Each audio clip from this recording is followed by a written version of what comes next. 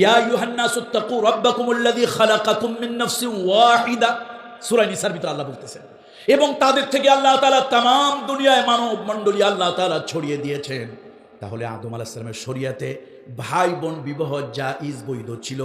মুহাম্মদুর রাসূলুল্লাহ সাল্লাল্লাহু আলাইহি ওয়াসাল্লাম আমার নবীর শরীয়তে ভাই বোন বিবাহ আল্লাহ তাআলা জঘন্য হারাম বানিয়েছেন। কত ঠিক কিনা বলুন?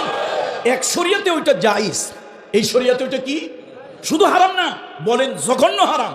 কোন হারাম? কথা বলে না, কোন হারাম? জঘন্য নিকৃষ্ট হারাম।